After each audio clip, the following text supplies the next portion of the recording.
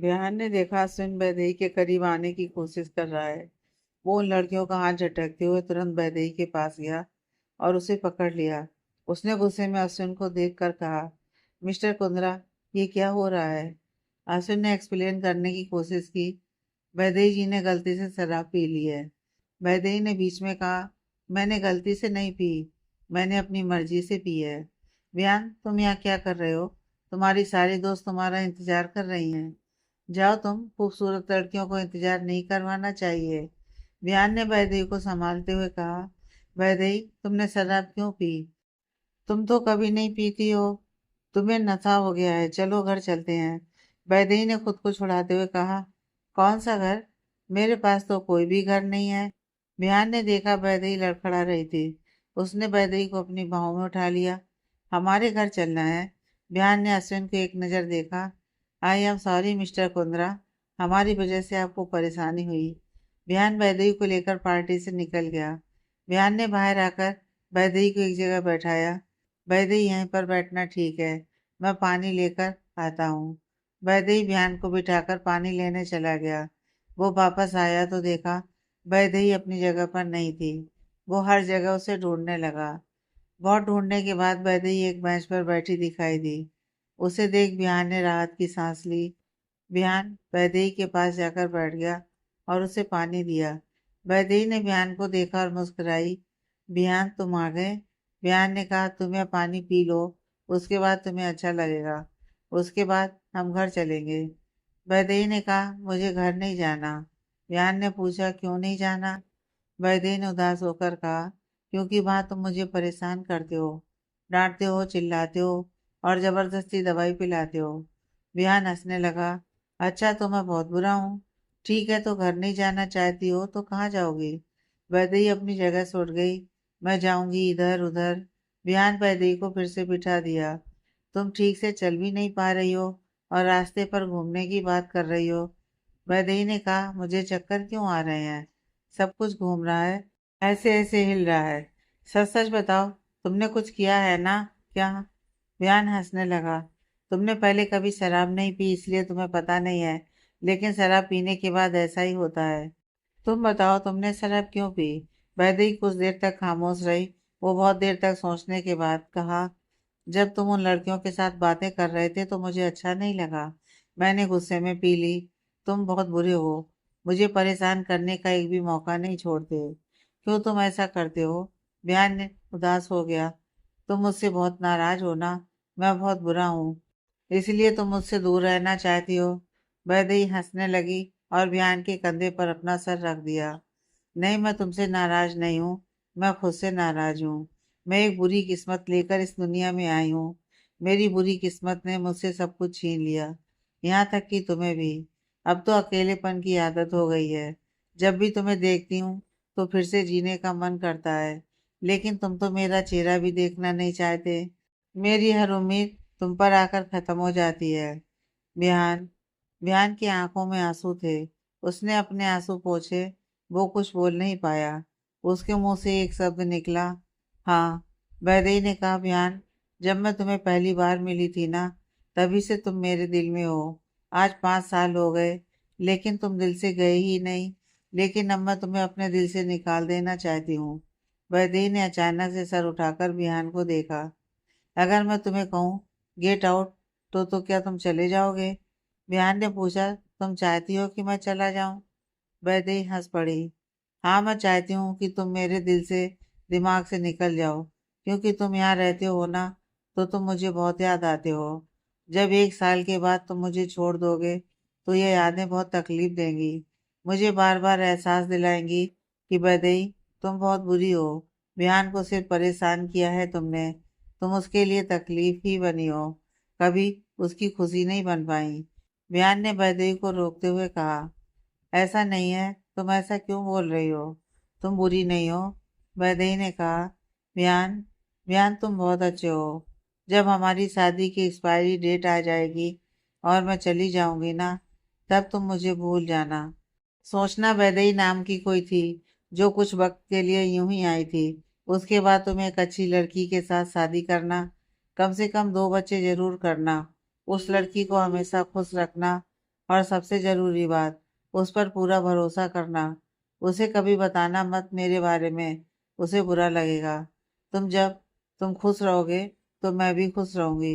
बियान ने अपने आंसू पोंछते हुए पूछा, तुम मुझे छोड़कर जाना चाहती हो?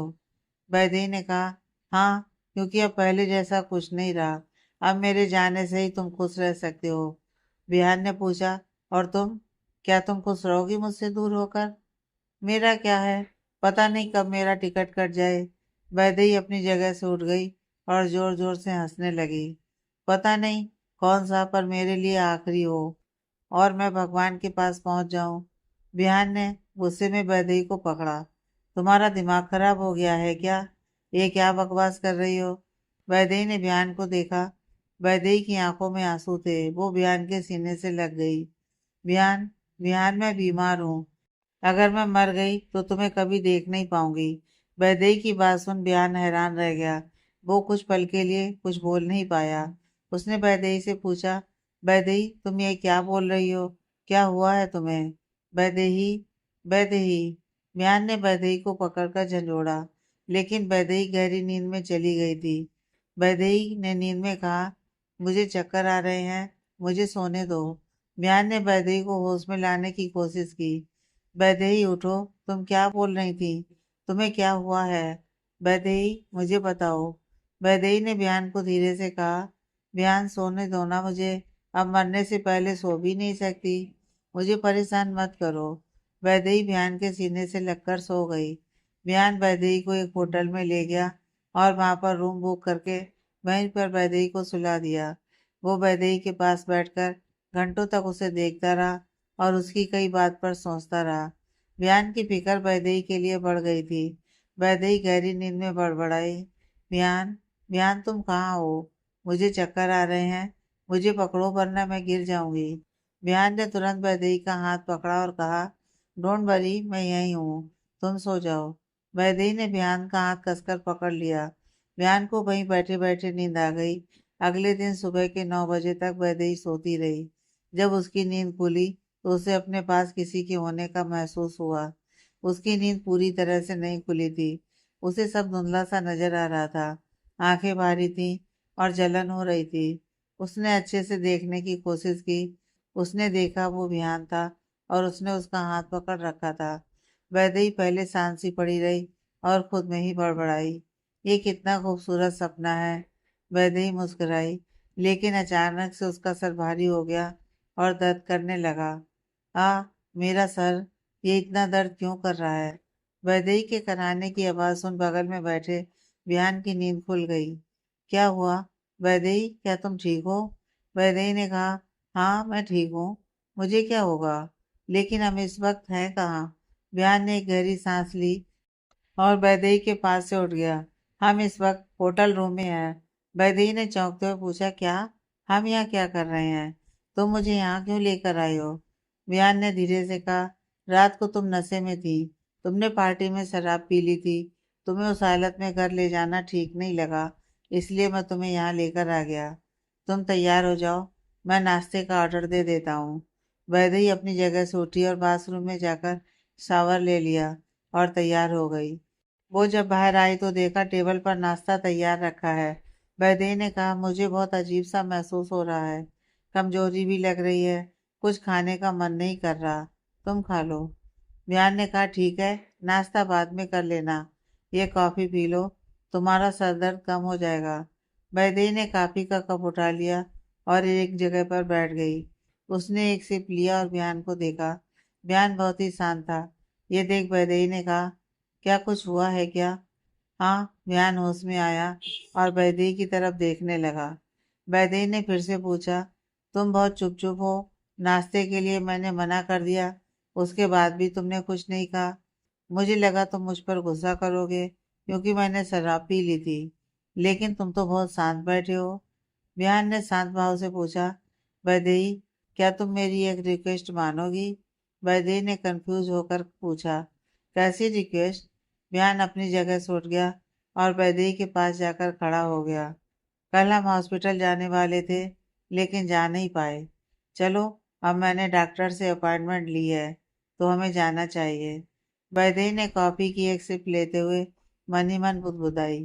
बिहान मेरे चेकअप के पीछे क्यों पड़ा है?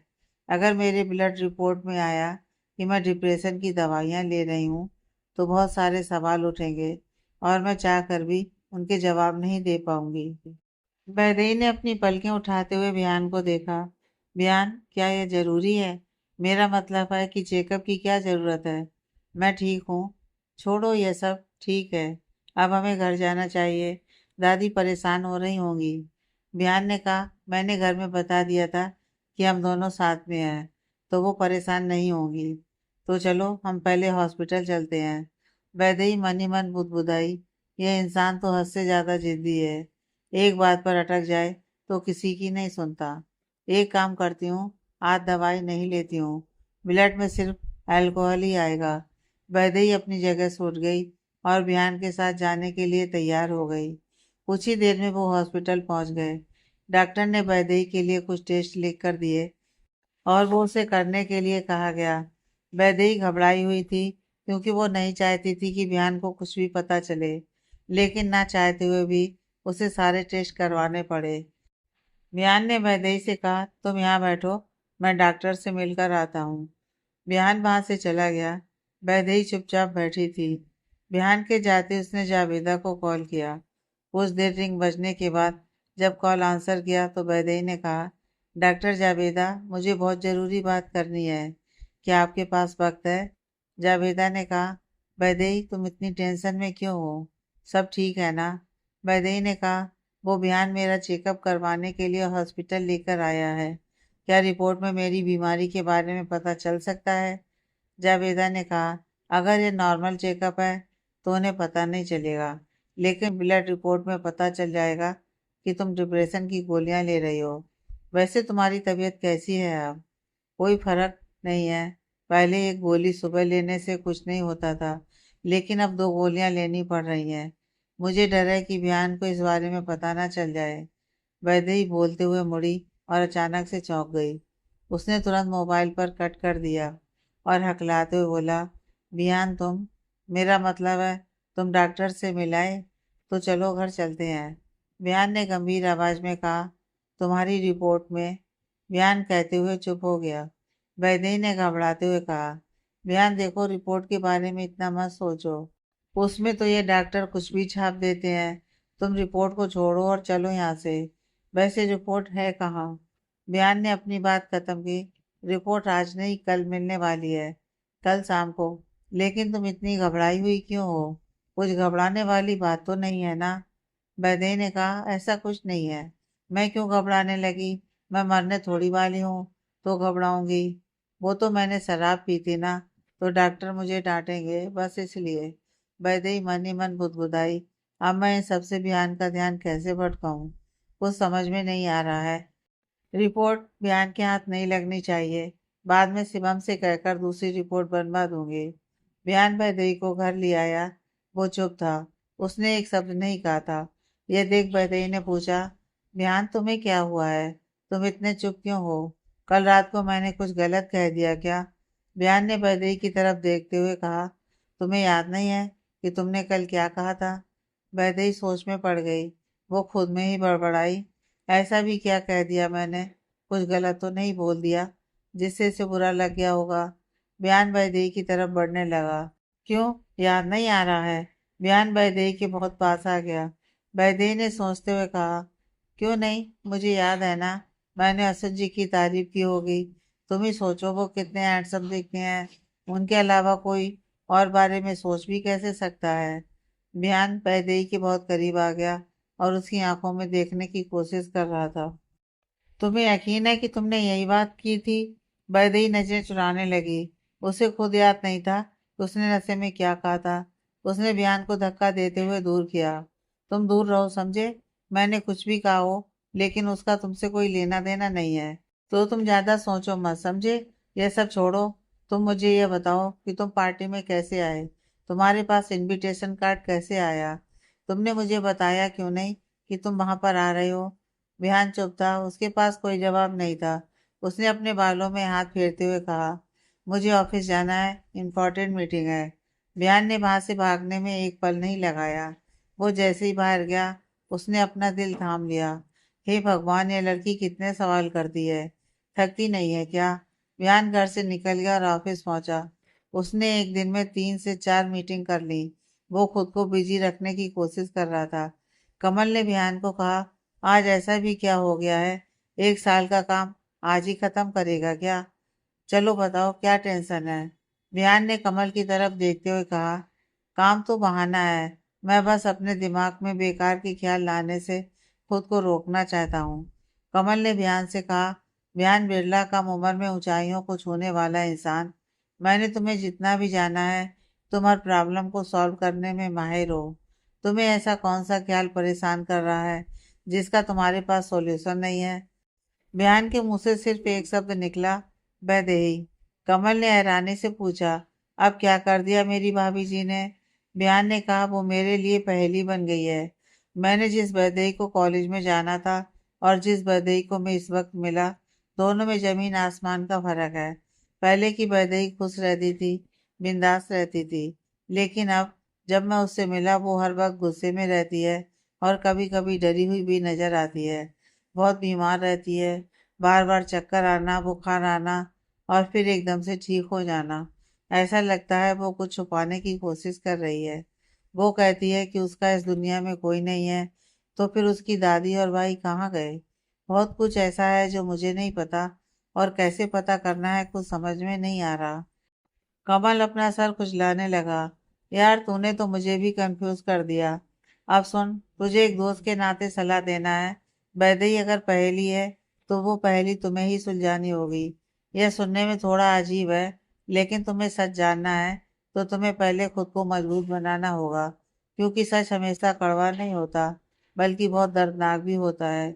शायद वैदेही के साथ कुछ गलत हुआ है, इसलिए वो पहले की तरह नहीं है। ये बस मेरा अनुमान है। तुमने पता लगाने की कोशिश की? म्यान ने सोचते हुए कहा, जब वो बता रही थी तब मैंने सुना नहीं, और जब मैं पूछ रहा हूँ तो बताना नहीं चाहती। वो बस मुझसे दूर रहना चाहती है। उसे लगता है मैं उसकी वजह से दुखी हूँ। कमल ने बयान से हैरानी से पूछा, तुम दोनों में इतनी प्रॉब्लम है तो तुम दोनों ने शादी कैसे कर ली? कमल का सवाल सुनकर बयान उसे देखने लगा, लेकिन उसने कोई जवाब नहीं दिया। ये देख कमल ने कहा, अच्छा ठीक है, तुम नहीं बताना चाहते तो कोई बात नहीं। एक काम करो, तुम वैदेही को लेकर मेरे घर डिनर पर आओ। मैं भी तो देखूं वैदेही जी में ऐसा क्या है जिससे तुम इतने टेंशन में रहते हो। विहान ने गहरी सांस ली और अपना काम करने लगा। शाम होते ही वो घर पहुंचा। उसने देखा वैदेही दादी के कमरे में है और दादी के पैरों में मालिश कर रही है। वो वहीं दरवाजे के पास आकर खड़ा हो गया और वैदेही को देखने लगा। दादी की नजर दरवाजे पर पड़ी तो उसने बियान को कमरे में बुलाया। बियान, तुम वहां क्यों खड़े हो? अंदर आकर हमारे साथ बैठो। बियान कमरे में आ गया। दादी, क्या हुआ आपके पैरों को? दर्द हो रहा है क्या? दादी ने हंसते हुए कहा, अब मैं बुढ़ी हो गई हूँ, दर्द तो करेंगे ही, लेकिन वैदेही मालिश करके दे रही है, बहुत अच्छा लग रहा है। वैदेही, तुम एक बहुत ही अच्छी बच्ची हो। तुमने इस बुढ़ी औरत का दर्द देखा और उसे दूर भी किया। तुम्हारे बच्चे भी तुम्हारी ऐसी ही सेवा करेंगे। दादी की बात सुन वैदेही बिहान को देखने लगी। बिहान ने भी वैदेही को जैसे देखा, उन दोनों की नजरें आपस में टकराईं। वो बहुत देर तक एक दूसरे को ऐसे ही देखते रहे। दादी को अचानक से खांसी आने लगी। यह सुन दोनों होश में आ गए। दोनों ही दादी के अगल बगल बैठ गए। वैदेही दादी की पीठ सहला रही थी तो बिहान उन्हें पानी पिला रहा था। बिहान वैदेही को देख रहा था कि वो दादी की कितनी फिक्र कर रही थी। वो सब उसे एहसास हो रहा था कि वैदेही बहुत ही अच्छी और नेक दिल लड़की है, जो किसी को भी तकलीफ में नहीं देख सकती। उसे गलत समझना उसकी सबसे बड़ी भूल थी, जिसके लिए उसे पछतावा हो रहा था। वैदेही अपने कमरे में अकेली थी। उसने शिवम को कॉल किया। कुछ रिंग बजने के बाद शिवम ने कॉल का आंसर दिया। शिवम ने मुस्कुराते हुए कहा, वैदेही जी को मेरी याद आ ही गई। मुझे लगा उस दिन की लड़ाई के बाद तुम मुझे कभी कॉल नहीं करोगी। वैदेही ने धीमी आवाज में कहा, शिवम, तुमसे एक हेल्प चाहिए थी। शिवम ने कहा, हाँ कहो ना। वैदेही ने हिचकिचाते हुए कहा, शिवम, एक प्रॉब्लम हो गई है और उसमें तुम ही मेरी मदद कर सकते हो। वैदेही ने अपने मेडिकल चेकअप की सारी बात शिवम को बता दी। शिवम प्लीज मुझे दूसरी रिपोर्ट बनाकर दो। मैं नहीं चाहती कि बयान को कुछ भी पता चले। शिवम ने गंभीर आवाज में कहा, मैंने तुम्हें 15 दिन दिए थे बयान से बात करने के लिए। आज उससे भी ज्यादा दिन हो गए, लेकिन मैंने तुम्हें कुछ नहीं कहा। लेकिन बयान तुम्हारा पति है, उसे सब पता होना चाहिए। उसे छुपाने से तुम्हारी तकलीफ और बढ़ जाएगी। कभी ना कभी तो उसे पता चलना ही है। अगर वो तुमसे सच में प्यार करता है तो वो तुम्हें समझेगा। तुम डर क्यों रही हो? तुम कहो तो मैं बात करूं? वैदेही ने घबराते हुए कहा, नहीं प्लीज, कुछ मत कहना उसे। प्लीज रिक्वेस्ट कर रही हूँ। ठीक है, जैसी तुम्हारी मर्जी, लेकिन मेरा फैसला भी सुन लो। मैं झूठी रिपोर्ट नहीं बनाने वाला। यह मेरे प्रोफेशन के खिलाफ है। हर बार भाग जाना यही सॉल्यूशन नहीं होता। तुम्हें सच्चाई का सामना करना होगा वैदेही। अब मैं फोन रख रहा हूँ, अपना ध्यान रखना। शिवम ने कॉल काट दिया। वैदेही को बहुत गुस्सा आ रहा था। उसने वहां पर रखे गिलास को उठाकर जोर से पटक दिया, जिससे उसके टुकड़े टुकड़े हो गए। शिवम भी मेरी मदद नहीं करना चाहता। उसे कैसे समझाऊं कि यह शादी सिर्फ कुछ वक्त के लिए ही है। बयान को अगर मैंने कुछ भी कहा तो शायद वो सब कुछ भूलकर मेरे साथ रहने के लिए तैयार तो हो जाएगा, लेकिन मैं उस पर बोझ नहीं बनना चाहती। अब मुझे ही कुछ करना होगा। बस 1 साल की बात है, उसके बाद मैं यहाँ से हमेशा के लिए चली जाऊंगी। बयान की जिंदगी से दूर, कहीं ऐसी जगह जहाँ वो कहीं नहीं होगा, ना मेरी नज़र के सामने और ना ही मेरी यादों में। वैसे ही इसके लिए तुम्हें खुद को मजबूत करना होगा। विहान तभी खुश रह पाएगा जब तुम उससे दूर रहोगी। वैदेही ने अपना पर्स उठाया और घर से निकल गई। वो सीधे हॉस्पिटल पहुंची। उसकी रिपोर्ट आने में वक्त था, लेकिन फिर भी वो वहां से हिली भी नहीं। वो वहीं बैठकर इंतजार करने लगी। शाम के 4 बज गए और एक नर्स ने उन्हें आवाज लगाई, मिसेज बिरला, आपकी रिपोर्ट आ गई है। वैदेही तेजी से गई और रिपोर्ट लेने के लिए अपना हाथ बढ़ाया, लेकिन वो उस रिपोर्ट को अपने हाथ में ले पाती उससे पहले किसी और ने वो रिपोर्ट ले ली। वैदेही ने देखा वो विहान था। विहान तो विहान ने वैदेही से पूछा, ये सवाल तो मुझे पूछना चाहिए, तुम यहाँ क्या कर रही हो? मैंने तुमसे कहा था कि रिपोर्ट लेने मैं खुद आऊंगा, तो फिर तुम क्यों आई? वैदेही ने कहा, मुझे लगा तुम्हारे पास वक्त नहीं होगा, इसलिए मैं आ गई। अब मैं आ गई हूँ, तो लाओ ये रिपोर्ट मुझे दो। वैदेही ने बयान से रिपोर्ट लेने के लिए हाथ बढ़ाया, लेकिन बयान ने वैदेही को वो नहीं दी। दे दूंगा, पहले देख तो लूं कि रिपोर्ट में क्या आया है। चलो डॉक्टर के पास चलते हैं। वैदेही ने बयान से घबराते हुए कहा, तुम टेंशन क्यों ले रहे हो? मैं हूं ना, डॉक्टर से बात कर लूंगी। तुम जाओ, तुम्हारी कोई इंपॉर्टेंट मीटिंग होगी या कोई काम होगा तो वो कर लो। रिपोर्ट में सब कुछ ठीक है। तुम बिना बात के अपना वक्त बर्बाद कर रहे हो। बयान ने कहा, मैं तुम्हारा हस्बैंड हूँ, इस नाते मैं तुम्हारा गार्जियंस भी हूँ, तो मुझे तो तुम्हारे साथ डॉक्टर के पास रहना ही होगा। काम का क्या है, वो तो होता ही रहेगा। अब चलो। बयान वैदेही को डॉक्टर के पास ले जाने लगा। वो आगे बढ़ा, लेकिन अचानक से वो रुक गया और मुड़कर देखा। उसने देखा वैदेही कहीं खड़ी अपने हाथों को मसलते हुए कुछ सोच रही थी। बयान ने उसे आवाज लगाई, वैदेही तुम क्या सोच रही हो? चलो। वैदेही को ना चाहते हुए भी बयान के साथ जाना पड़ा। वो डॉक्टर के केबिन में जाकर बैठ गए। बयान ने डॉक्टर को वो रिपोर्ट दिखाई। डॉक्टर एक एक करके पन्ने पलट रहा था और अपनी आंखों पर चश्मा चढ़ाई पड़ रहा था। बयान ने डॉक्टर से पूछा, डॉक्टर रिपोर्ट सही है ना? डॉक्टर ने बयान और वैदेही को एक नज़र देखा। उस वक्त वैदेही की धड़कनें तेज थीं। वो ना डॉक्टर को बोलने से रोक पा रही थी और ना ही बयान को सुनने से। उसके हाथ में कुछ नहीं था।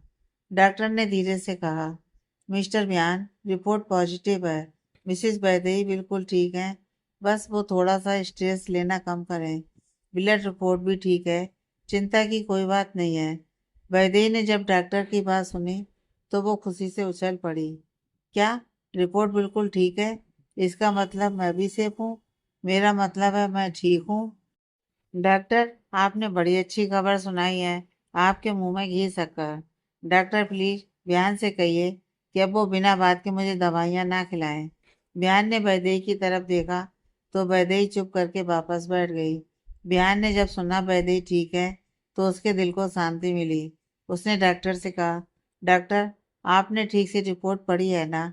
डॉक्टर ने बयान से कहने के लिए अपने होंठ को हिलाया ही था कि वैदेही बीच में बोल पड़ी। तुम खुश नहीं हो कि मैं ठीक हूँ? अब बार बार मुझे और डॉक्टर को परेशान करना बंद करो। अब चलो, घर नहीं चलना है क्या? वैदेही ने बिहान का हाथ पकड़ा और वहां से ले जाने लगी। वो मन ही मन सोचने लगी, आज तो मैं बाल बाल बची।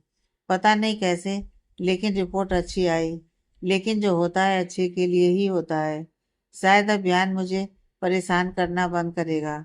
वैदेही खुश हो रही थी, लेकिन बिहान के दिमाग में कुछ और ही चल रहा था। उसे याद आया कि वैदेही ने उसे नशे में कहा था कि बिहान, मैं मरने वाली हूँ, मैं बहुत बीमार हूँ। बिहान वैदेही की तरफ देख रहा था। वो मन ही मन बुदबुदाया, रिपोर्ट पॉजिटिव आई है, ये अच्छी बात है। वैदेही भी खुश है, लेकिन उसने मुझे ऐसा क्यों कहा था कि वो बीमार है? अगर बीमार है तो रिपोर्ट में कुछ क्यों नहीं आया? क्या वो सब उसने नशे में ऐसे ही कह दिया था, या फिर मैं कुछ ज्यादा ही सोच रहा हूँ? वैदेही और बियान हॉस्पिटल से घर आ गए। वैदेही ने बियान से पूछा, बियान, आज तुम जो बोलोगे वो मैं बनाकर खिलाऊंगी। बोलो, तुम क्या खाना चाहते हो? बियान ने कुछ सोचते हुए कहा, ठीक है, अगर तुम इतनी ही खुश हो तो मेरे साथ डिनर पर चलो। मेरा बिजनेस पार्टनर कमल ने हमें इनवाइट किया है। वैदेही ने सोचते हुए कहा, ठीक है, आज मैं तुम्हें मना नहीं करूंगी। इस वक्त मेरा मूड बहुत अच्छा है। वैदेही ने घर के अंदर आते ही दादी को गले लगा लिया। दादी, क्या आप खीर खाएंगी? मैं बना दूं आपके लिए खीर? दादी सोच में पड़ गई। वैदेही, तुम बहुत खुश लग रही हो। क्या कोई खुशखबरी है? क्या मैं परदादी बनने वाली हूँ? क्या? नहीं दादी, आप ये कैसी बातें कर रही हैं? ऐसा कुछ नहीं है। बिहान ने वैदेही को चोर नजरों से देखा। बिहान मुस्कुरा रहा था। यह देख वैदेही ने कहा, दादी, मैं कमरे में जा रही हूँ। वैदेही ने जैसे ही कमरे का दरवाजा खोला, उसने देखा फर्श पर कांच के टुकड़े पड़े थे। वो वही गिलास के टुकड़े थे जिसे वैदेही ने गुस्से में नीचे पटक दिया था। वैदेही वो सब साफ कर पाती उससे पहले ही बिहान वहां पर आ गया। उसने भी दरवाजे पर आते ही वहां पर कांच बिखरा हुआ देखा। उसने देखा वैदेही कमरे के अंदर जा रही थी। उसने उसे रोका, तुम कहाँ जा रही हो? तुम्हें दिख नहीं रहा वहां पर कांच गिरा है? वैदेही ने कहा, हाँ पता है, मैंने ही तो। वैदेही कहते हुए चुप हो गई। उसने सोचते हुए कहा, मेरा मतलब है मुझसे गिर गया था। तुम 5 मिनट दो, मैं उठा देती हूँ। वैदेही कांच के टुकड़े को उठाने ही जा रही थी कि अचानक से उसके हाथ में दबाव सा महसूस हुआ। वो कुछ समझ पाती उससे पहले ही बिहान ने उसे अपनी बाहों में उठा लिया था। वैदेही ने हैरानी से पूछा, तुम ये क्या कर रहे हो? नीचे उतारो मुझे। बिहान ने वैदेही की एक ना सुनी और सीधे उसे बेड पर बिठा दिया। बिहान वैदेही के बहुत करीब था। वैदेही सब कुछ भूलकर उसे देखने लगी। बिहान ने धीरे से कहा, यहाँ से हिलना मत, तुम्हें चोट लग सकती है। बयान वैदेही से दूर हुआ और सर्वेंट को आवाज लगाई, कोई है यहाँ? बयान की आवाज सुन एक सर्वेंट भागते हुए कमरे में आ गया। बयान ने कहा, अगले 5 मिनट में यह कमरा साफ हो जाना चाहिए। एक भी कांच का टुकड़ा यहाँ दिखाई नहीं देना चाहिए। Your time start now. बयान के कहने पर उस सर्वेंट ने तुरंत वहां की सफाई करना शुरू कर दिया। वैदेही बयान को देख रही थी।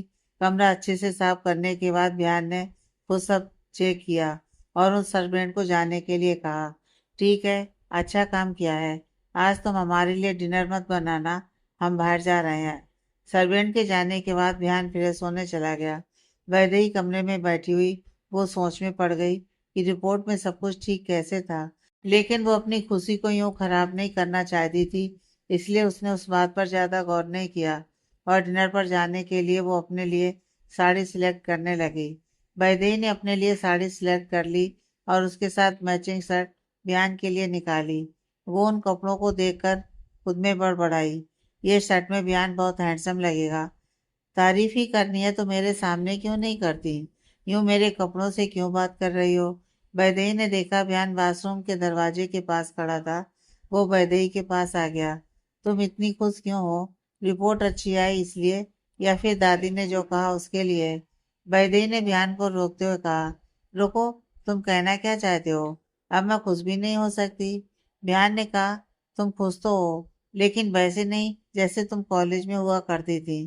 वैदेही ने कहा, अब पहले जैसा कुछ भी नहीं रहा, सब कुछ बदल गया है। चलो एक काम करते हैं, आज की शाम को बिना कोई झगड़ा या बहस के अच्छे से मनाते हैं। तो तुम प्लीज ऐसी कोई बात करो जिससे मेरा मूड खराब हो जाए और मैं तुम्हारी शाम खराब कर दूं। ठीक है, बिहान खुद में ही बड़बड़ाया, यह तो आज सच में खुश दिख रही है, धमकी भी बड़े प्यार से दे रही है। वैदेही बाथरूम में जाकर तैयार हो गई। उसने रेड बॉर्डर क्रीम कलर की साड़ी पहनी थी। जब बिहान ने उसे देखा तो वो खुद को रोक नहीं पाया। उसने वैदेही के पास जाकर कहा, तुम इसमें बहुत खूबसूरत दिख रही हो। वैदेही बिहान को टुकुर टुकुर देखने लगी। ये मेरी तारीफ कर रहा है। ये सुन मुझे खुश होना चाहिए या नाराज? यह मुझे दूर जाने में मुश्किलें बढ़ा रहा है। वैसे ये भी हैंडसम दिख रहा है। बिहान प्लीज ऐसा मत करो मेरे साथ। मुझे तुमसे दूर रहना है, लेकिन तुम ऐसे ही मेरे करीब आते रहे तो शायद मैं खुद को रोक ना पाऊं। वैदेही ने खुद को संभाला और होश में आते हुए मुंह फेर लिया और आईने के पास जाकर खड़ी हो गई। बिहान वैदेही के पीछे आकर खड़ा हो गया। उसने वैदेही की गर्दन पर हाथ फेरते हुए उसके बालों को आगे किया और उसके गले में एक खूबसूरत नेकलेस पहनाने लगा। उस नेकलेस को देख वैदेही ने कहा, यह बहुत खूबसूरत है, तुमसे ज्यादा नहीं। बिहान ने वैदेही के कान में फुसफुसाते हुए कहा। वैदेही बिहान को देखने लगी। तुम्हें हुआ क्या है? तुम ऐसी बातें क्यों कर रहे हो? बिहान ने मुस्कुराते हुए कहा, तुम्हारी तारीफ कर रहा हूँ। क्या इसमें भी तुम्हें दिक्कत है? वैदेही, तुम बहुत सकी हो गई हो। कभी तो अच्छे मूड में रहा करो। अब चलो, हमें जाना चाहिए। बिहान कमरे से बाहर चला गया। ये देख वैदेही खुद में ही बड़बड़ाई, ये तो ऐसे दिखा रहा है जैसे मैं विलन हूँ और ये हीरो। आज मूड अच्छा था, लेकिन पता नहीं ये कब खराब कर दे। वैदेही ने हल्का सा मेकअप किया और तैयार होकर कमरे से बाहर आ गई। विहान ने कार निकाली। ये देख वैदेही ने कहा, क्या हम ऑटो से नहीं जा सकते? विहान ने कहा, अगर हमारे पास कार है तो हम ऑटो से क्यों जाएंगे? स्वीट हार्ट, मैं जानता हूँ कि तुम्हें कार पसंद नहीं है, लेकिन प्लीज आज के लिए तुम एडजस्ट करो। I request you. वैदेही ने विहान को सामने से हाँ कहा था, इसलिए उसने बिना कोई बहस किए चुपचाप कार में बैठ गई। वैदेही और विहान कमल के घर पहुंच गए। विहान ने दरवाजे की बेल बजाई तो कमल ने दरवाजा खोला। कमल ने मुस्कुराते हुए उनका स्वागत किया। Welcome mister and misses Birla, welcome. Vihan और वैदेही घर के अंदर गए। उन्होंने देखा सामने से एक औरत चली आ रही है। एक स्टिक के सहारे लंगड़ा कर चल रही थी। उस औरत ने उन दोनों को नमस्ते किया। कमल ने पहचान कराते हुए कहा, बियान, जैसे मैं तुम्हारी वाइफ से पहली बार मिल रहा हूँ, वैसे ही तुम भी मेरी वाइफ से पहली बार ही मिल रहे हो। इनसे मिलिए, यह है मेरी वाइफ शारदा। बियान ने हेलो कहा। वैदेही ने भी मुस्कुराते हुए कहा, हेलो मिसेस शारदा। शारदा ने मुस्कुराते हुए कहा, तुम मुझे सिर्फ शारदा कहो वैदेही। कमल ने, बियान जी और तुम्हारे बारे में बहुत सारी बातें की हैं मेरे साथ, मेरे तो कान ही पका दिए। अरे आप दोनों खड़े क्यों हैं? बैठिए ना प्लीज। शारदा ने वैदेही का हाथ पकड़कर अपने साथ बिठा दिया। वैदेही ने शारदा से कहा, कमल जी ने मेरे बारे में बात की, लेकिन हम तो कभी मिले ही नहीं। कमल ने हंसते हुए कहा, हाँ फिजिकली तो नहीं मिले, लेकिन मेंटली जरूर मिले हैं। ये हमारे प्यारे दोस्त है ना, वो आपकी बहुत बातें करता है। कमल की बात सुन वैदेही बियान की तरफ देखने लगी। बियान ने कमल के पैर पर जोर से मारा और कहा, तुम चुप नहीं रह सकते क्या? बियान ने वैदेही की तरफ देख मुस्कुराया। इसकी बातों पर ध्यान मत दो, इसे मजाक करने की आदत है। हाँ हाँ, मैं मजाक ही कर रहा हूँ, कमल ने हंसते हुए कहा। वैसे आप अब मेरी भाभी हुई तो देवर होने के नाते थोड़ा बहुत मजाक तो बनता ही है। वैसे भाभी, आप बिहान से शादी करके खुश तो है ना? ये खड़ूस परेशान तो नहीं करता ना? वैदेही ने कहा, खड़ूस को तो मैं। वैदेही कहते हुए चुप हो गई। उसने अपने शब्दों को बदलते हुए कहा, मेरा मतलब है कि बिहान को तो मैं परेशान करती हूँ, ये तो बड़े ही शरीफ हैं। कमल हंसने लगा, आप तो इसे अच्छे से परेशान करिए, इसमें मैं आपके साथ हूँ। शारदा ने बीच में बोलते हुए कहा, वैदेही तुम मेरी छोटी सी मदद करोगी? वैदेही ने मुस्कुराते हुए कहा, हाँ कहिए ना। शारदा ने हिचकिचाते हुए कहा, मुझे कहते हुए बहुत अजीब लग रहा है, लेकिन क्या करूँ, मुझे ये मौका दोबारा नहीं मिलेगा। मैंने आप दोनों को डिनर पर इनवाइट किया है और मैं ही।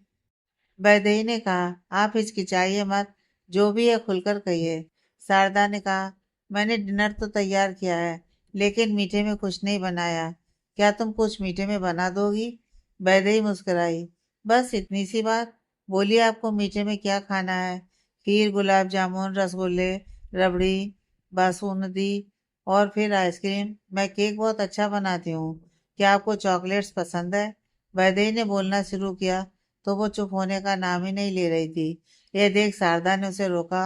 बस करो वैदेही, तुम्हें तो बहुत कुछ आता है। वैदेही ने कहा, आप मुझे बस किचन का रास्ता दिखा दीजिए और सब मुझ पर छोड़ दीजिए। खाने में जिंदगी में थोड़ा मीठा तो होना ही चाहिए। कमल ने हंसते हुए कहा। भाभी को खाना बनाना पसंद है? वैदेही ने कहा, हाँ, यही तो है जो मुझे अच्छे से आता है। आप बोलिए, आप क्या खाना पसंद करेंगे? आप दोनों भी एक दिन घर आइए, मैं खुद आप दोनों के लिए डिनर बनाऊंगी। कमल ने कहा, हाँ क्यों नहीं। कमल ने शारदा की तरफ देखते हुए कहा, शारदा तुम दोनों को जो करना है करो, मुझे विहान के साथ एक प्रोजेक्ट पर जरूरी बात करनी है। हम दोनों स्टडी रूम में हैं। शारदा ने नाराजगी से कहा, वो डिनर पर आए हैं और तुम उन्हें काम के लिए लेकर जा रहे हो। कमल ने मुस्कुराते हुए कहा, सॉरी जान, लेकिन यह इम्पोर्टेंट है। आप दोनों का मीठा जब तक तैयार होता है तब तक हमारा काम भी पूरा हो जाएगा। कमल विहान को अपने साथ स्टडी रूम में ले गया और शारदा वैदेही को किचन में ले गई। वैदेही ने सबके लिए खीर बनाने की सोची और उसने तैयारी शुरू कर दी। इधर कमल ने बिहान को एक फाइल लाकर दी और साथ ही अपने और बिहान के लिए पटियाला पैक बनाकर तैयार किए। कमल ने एक सिप लेते हुए कहा, इस फाइल्स में गुप्ता इंटरप्राइजेस के कुछ सीक्रेट हैं। वो हमारी कंपनी को टारगेट कर रहा है, तो अब हम भी पीछे नहीं हटने वाले।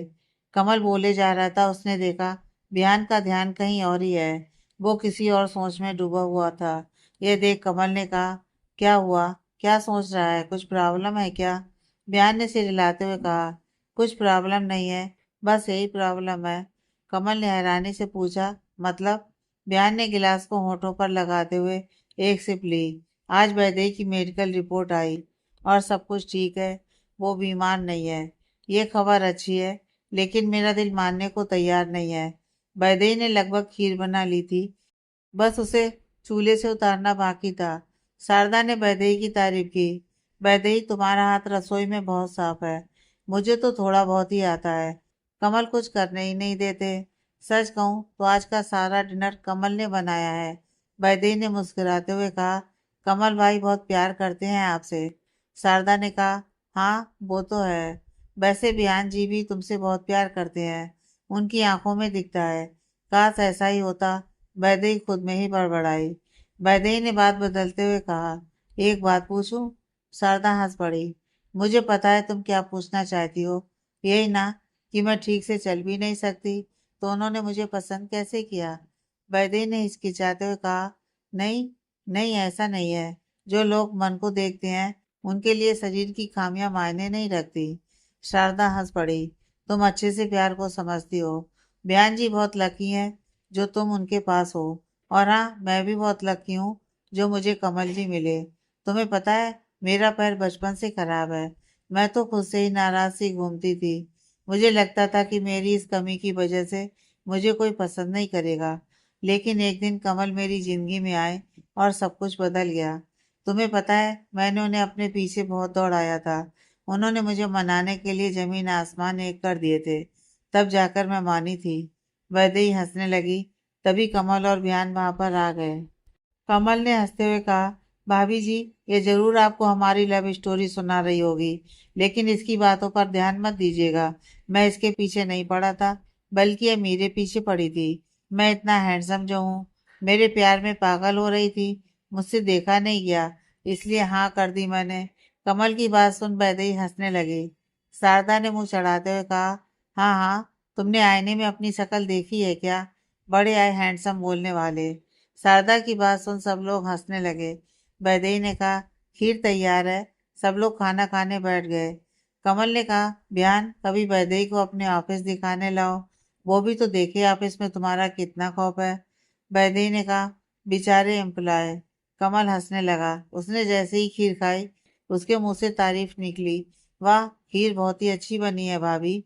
आपको तो सेफ होना चाहिए। वैसे आप कोई रेस्टोरेंट क्यों नहीं खोल लेती? वैदेही ने कहा, रेस्टोरेंट तो नहीं, लेकिन हमारी बेकरी है बड़ोदरा में। वो तीन। शारदा ने हैरानी से पूछा, हमारी मतलब तुम और बिहान जी? नहीं, मैं और मेरी रीमा बुआ, वो बेकरी की ऑनर है। वैदेही ने बेकरी का कार्ड निकाल कर कमल को दिया। कमल ने कार्ड देखते हुए कहा, आप जरूर मैनेजर होंगी वहां की, है ना? वैदेही ने मुस्कुराते हुए कहा, नहीं, मैं 40% की पार्टनर हूँ। वैदेही की बात सुन कमल खांसने लगा। आप तो बिजनेस वूमेन निकली। वैसे कितना कमा लेती हैं आप? ज्यादा नहीं, कुछ 20 लाख तक, वैदेही ने कहा। कमल ने हंसते हुए कहा, अच्छा है, साल का 20 लाख। आप तो लखपति निकली। वैदेही ने कहा, साल का नहीं, महीने का। साल का तो 2.5 करोड़ तक प्रॉफिट हो ही जाता है। मैं 40% की पार्टनर हूँ, तो मुझे उतना फायदा हो ही जाता है। वैदेही की बात सुन बयान का खाना गले में ही अटक गया और वो जोर जोर से खांसने लगा। वैदेही तुरंत उठ गई और उसकी पीठ को सहलाने लगी। बयान, क्या तुम ठीक हो? लो, ये पानी पी लो। तुमने मुझे पहले क्यों नहीं बताया? बयान ने कंफ्यूजन से सवाल किया। वैदेही ने कहा, तुमने कभी पूछा नहीं, इसलिए नहीं बताया। इसमें बताने वाली कोई बात थी ही नहीं। कमल ने हैरानी से पूछा, बयान, तुम्हें यह नहीं पता था? वो मैं, बयान कहते हुए चुप हो गया। वैदेही ने कहा, कोई बड़ी बात नहीं है, अब तक बयान को मेरे बारे में बहुत कुछ पता नहीं है। शारदा ने कहा, छोड़ो ये सब बातें, क्यों ना हम डिनर के बाद पास के पार्क में टहलने चलें। शारदा का सुझाव सबको पसंद आया। सबने जाने के लिए हाँ कहा। डिनर खत्म होने के बाद सब लोग पार्क में पहुंच गए। वहां पर बहुत सारे लोग टहल रहे थे। कुछ बच्चे खेल रहे थे, तो कुछ बूढ़े बैठकर गप्पे लड़ा रहे थे। वैदेही शारदा के साथ चल रही थी और बयान कमल के साथ बातें करते हुए आगे चल रहा था। शारदा धीरे धीरे चलते हुए वैदेही से बातें कर रही थी, लेकिन वैदेही का ध्यान बिहान पर था। वो चोर नजरों से बिहान को देख रही थी। शारदा की नजर वैदेही पर गई और वो समझ गई। उसने कहा, वैदेही, मैं बहुत थक गई हूँ, मुझे बैठना है। शारदा ने कमल को आवाज लगाई, कमल रुको, मेरे पास आओ ना। शारदा की आवाज लगाने पर कमल उसके पास आ गया। क्या हुआ? शारदा ने कहा, तुम मेरे साथ यहाँ बैठो ना। वैदेही, तुम बिहान जी के साथ पार्क घूमो। ठीक है, वहां पर आगे बहुत ही खूबसूरत फाउंटेन है। वैदेही ने कहा, मैं रुकती हूँ ना आपके पास, आपको कुछ जरूरत होगी तो मैं। शारदा ने तुरंत कहा, उसके लिए कमल जी हैं ना, आप दोनों जाओ, हम दोनों कुछ ही देर में आते हैं ना। शारदा के बहुत कहने पर वैदेही और बिहान आगे बढ़े। वो बस चले जा रहे थे, दोनों चुप थे। धीरे धीरे कदम से कदम मिलाते हुए वो आसपास के लोगों को देख रहे थे। अचानक से कुछ बच्चे साइकिल लेकर सामने से आ रहे थे। वैदेही को उनसे चोट ना लग जाए, यह सोचकर उसने उसकी बाह पकड़कर अपनी ओर खींचा। संभल कर वैदेही वैदेही बिहान को देख रही थी। बिहान ने जिस तरह से उसे पकड़कर रखा था, वो उससे अलग नहीं होना चाहती थी। बिहान ने वैदेही से पूछा, क्या तुम ठीक हो? बिहान की आवाज कानों में पड़ते ही वो होश में आई और उसने आमे से हिलाते हुए कहा, हाँ। बिहान ने कहा, चलो हम वहां जाकर बैठते हैं। बिहान और वैदेही एक जगह जाकर बैठ गए। वहां से फाउंटेन साफ दिखाई दे रहा था, उसमें से पानी निकल रहा था और अलग अलग लाइट्स में वो बहुत ही खूबसूरत दिख रहा था। वैदेही और बयान पार्क में बैठे हुए थे। दोनों ही चुप थे, एक दूसरे से क्या बात करनी है उन्हें समझ में नहीं आ रहा था। बयान ने धीरे से कहा, मुझे पता नहीं था कि तुम। बयान कहते हुए चुप हो गया। वैदेही ने उसके शब्दों को पूरा करते हुए कहा, मैं क्या, कि मैं बहुत सारे पैसे कमाती हूँ? बयान ने कहा, अब तो मुझे खुद पर ही हंसी आ रही है, यह सोचकर कि मैंने तुम्हें 1 करोड़ रुपए का लालच दिया। तुम तो उससे भी ज्यादा कमा लेती हो। वैदेही हंस पड़ी। अगर तुम्हें पता होता तो शायद तुम मुझे ज्यादा पैसे ऑफर करते। तुम्हारी नजरों में मैं एक ऐसी लड़की हूँ जो दूसरों के पैसे पर ऐश करती हूँ। मेरे पास जो कुछ भी है वो सब दूसरों का दिया हुआ है। अब तो मुझे इन सब की आदत हो गई है। मैं तुम्हें ऐसा नहीं समझता हूँ। मैंने तुमसे माफी मांगी तो थी। तुम क्या मेरी गलतियों को भूलकर मुझे माफ नहीं कर सकती? वैदेही मुस्कुराई, हाँ, कर सकती हूँ। जो अनजाने में गलतियां करते हैं उन्हें तो माफ कर ही देना चाहिए। चलो, हमारी दूसरी मुलाकात होने में कुछ तो अच्छा हुआ। बिहान ने कहा, तो क्या हम दोनों अब। हम दोनों क्या? वैदेही ने पूछा। बिहान चुप था। उसने धीरे से कहा, मैं जानता हूँ कि हमारा रिश्ता बहुत कॉम्प्लिकेटेड है। हम शुरुआत से झगड़ते आ रहे हैं, लेकिन क्या हम इसे सुधारने की कोशिश नहीं कर सकते? वैदेही ने हंसते हुए पूछा, क्या तुम ये कोशिश करना चाहते हो? अभी तुमने कहा कि हमारा रिश्ता बहुत कॉम्प्लिकेटेड है। यह सब कुछ बहुत उलझा हुआ है। मुझे डर है कि सुलझाने के चक्कर में हम और ना उलझ जाएं। बिहान ने वैदेही का हाथ पकड़ लिया। जो पहले से उलझा हुआ है, अगर वो और उलझ गया तो उससे क्या डरना। लेकिन अगर सोचो सुलझाने की कोशिश नहीं की तो शायद हमें आगे चलकर रिग्रेट होगा कि हमारे पास मौका था, फिर भी हमने कुछ नहीं किया। वैदेही ने सोचते हुए कहा, ठीक है, चलो तुम्हारी बात मान लेती हूँ। तो बोलो आगे क्या करना है। बिहान ने कहा, मैं जो कहूँगा वो नहीं करना है। अगर ऐसा हुआ तो लगेगा हम बस एक्टिंग कर रहे हैं। मैं चाहता हूँ जो हो रहा है उसे हम अपनी तरफ से अच्छा बनाने की कोशिश करते हैं। वैदेही ने कहा, ठीक है, अब हमारे पास 1 साल है, उसके बाद शायद हम कभी ना मिलें, तो इस पल को अच्छे से जीते हैं। फ्यूचर का तो पता नहीं, लेकिन प्रेजेंट में अब मैं तुमसे झगड़ा नहीं करूंगी, तब तक जब तक तुम मुझे परेशान ना करो। बिहान हंस पड़ा। थैंक यू मेरी बातों को सुनने और समझने के लिए। वैदेही ने कहा, मुझे नहीं पता कि तुम्हारे दिमाग में क्या चल रहा है, लेकिन इतना पता है कि तुम ईमानदारी से हमारे बीच की उलझनों को सुलझाना चाहते हो, इसलिए मैं भी तैयार हूँ। हमारा ये रिश्ता हमारी शादी की एक्सपायरी डेट खत्म होने तक ही नहीं, बल्कि उसके आगे भी रहेगा। 1 साल बाद जब हम अलग हो जाएंगे, उसके बाद जब हम रास्ते में यूं ही अचानक से टकरा जाएंगे, तब हम एक दूसरे से मुंह नहीं फेरेंगे, बल्कि मुस्कुराते हुए आगे बढ़ेंगे। बयान ने वैदेही का हाथ अपने हाथ में लेकर कहा, मैं अपनी गलतियों को दोहराऊंगा नहीं। वैदेही ने बयान की आंखों में देखा। उसे सच्चाई तो नजर आ रही थी, लेकिन उसे डर भी लग रहा था। उसने अपना हाथ छुड़ाते हुए कहा, एक बात साफ कर दूं तुम्हें, मैं नहीं चाहती कि तुम मेरे करीब आओ। ये अच्छा रिश्ता होने की कोशिश हम कुछ वक्त तक ही करने वाले हैं, तो हमें यह भी कोशिश करनी चाहिए कि हमें अपनी हद में रहना चाहिए। बिहान समझ गया था कि वैदेही उसके साथ शुरुआत करने से घबरा रही है, लेकिन उसने जो भी कहा उससे वो थोड़ा शांत हो गई थी और कोशिश करने के लिए मान गई थी। बिहान ने उसे ज़्यादा फोर्स नहीं किया। दोनों बैठकर वहां का नज़ारा देखने लगे। कुछ ही देर में उन्होंने कमल और शारदा से बाय कहा और घर जाने के लिए तैयार हुए। लेकिन जैसे ही वैदेही कार की तरफ बढ़ी, बिहान ने उसे रोक दिया। उसने वैदेही के हाथ में कार की चाबी दे दी। वैदेही ने कंफ्यूजन से बिहान की तरफ देखते हुए पूछा, ये मुझे क्यों दे रहे हो।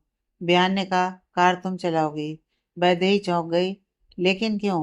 बिहान ने मुस्कुराते हुए कहा, मैंने शराब पी है और मैं कार नहीं चला सकता, यह रूल्स के खिलाफ है। बिहान पैसेंजर सीट पर बैठ गया। वैदेही खुद में ही बड़बड़ाई, लगता है इसे अपनी जिंदगी प्यारी नहीं है। वैदेही बयान के पास गई और कहा, बयान तुमने बहुत पी है ना, तो क्यों ना तुम मेरे साथ चलो। मैं तुम्हें 4 व्हीलर में नहीं बल्कि 3 व्हीलर में घर पर लेकर जाती हूँ। बयान ने वैदेही से हैरानी से पूछा, मतलब। वैदेही बयान को देखकर मुस्कुराने लगी। कुछ देर बाद बयान ने खुद को ऑटो रिक्शा में पाया। बयान ने चिढ़ते हुए कहा, वैदेही तुम मुझे ऑटो में लेकर जा रही हो, तुम टैक्सी भी तो कर सकती थी ना। वैदेही ने हंसते हुए कहा, तुम चिढ़ क्यों रहे हो, ऑटो ही तो है, देखो चारों ओर से कितनी अच्छी हवा आ रही है। बयान ने कहा, तुम एक बिजनेस वूमन हो, तुम्हारे पास इतने पैसे तो हैं कि तुम कार अफोर्ड कर सको, तो फिर क्यों। वैदेही ने हंसते हुए कहा, कार में घूमने से हम बाहर के नज़ारे अच्छे से नहीं देख पाते और मुझे बंद कार में घुटन होती है। ऑटो में देखो हम सब कुछ देख सकते हैं, ताज़ी हवा खा सकते हैं और बस बस, बहुत कर ली तारीफ। मैं समझ गया तुम्हारी फीलिंग्स को। बयान मुंह फेर कर बाहर देखने लगा। रास्ते में ऑटो एक गड्ढे से गुजरा, जिससे वैदेही सीधे बयान की बाहों में जा गिरी। बयान ने तुरंत उसे पकड़ लिया। बयान ने हंसते हुए कहा, तुमने तो एक ही घंटे के अंदर अपने ही दूर रहने वाले रूल्स तोड़ दिए। वैदेही तुरंत बयान से अलग हो गई और ऑटो वाले से कहा, भैया थोड़ा धीरे चलाएं। वैदेही ने ऑटो वाले को कहा ही था कि फिर एक बार ऑटो का पहिया गड्ढे में आ गया और वो फिर से बयान के करीब पहुंच गई। दोनों एक दूसरे की आंखों में देखने लगे। वैदेही ने खुद को होश में लाते हुए बयान से दूर होने की कोशिश की, लेकिन बयान ने उसे फिर से पकड़ लिया। ऑटो वाले ने हंसते हुए कहा, भैया जी भाभी जी को कसकर पकड़िएगा, वरना कमर लचक सकती है, रास्ता बड़ा खराब है। बयान ने वैदेही को कसकर पकड़ लिया। यह देख वैदेही ने खुद को छुड़ाने की कोशिश की, लेकिन बयान ने मजबूती से पकड़ रखा था, इसलिए वो हिल भी नहीं पा रही थी। बयान, ये तुम क्या कर रहे हो, छोड़ो मुझे। बयान ने कहा, तुमने सुना नहीं, रास्ता बड़ा खराब है, अगर तुम गिर गई तो। मैं बस तुम्हें प्रोटेक्ट कर रहा हूँ, चुपचाप बैठी रहो। मियान ने वैदेही का सर पकड़कर अपने सीने पर रख दिया। रास्ते पर बार बार गड्ढे आने से वैदेही ने भी मियान को कसकर पकड़ा हुआ था। मियान खुद में बड़बड़ाया, अब लग रहा है जैसे ऑटो से अच्छा कुछ नहीं है। वैदेही ने सर ऊपर उठाते हुए कहा। क्या कहा? कुछ नहीं, म्यान ने जोर देते हुए फिर से वैदेही का सर अपने सीने से लगा लिया। वैदेही भी मुस्कुरा रही थी। उसने एक गहरी सांस ली और अपनी आंखें बंद कर ली। म्यान धीरे धीरे वैदेही की तरफ बढ़ रहा है। जाने कैसा होगा इनका ये प्यार का सफर। पढ़ते रहिए कहानी का नेक्स्ट पार्ट।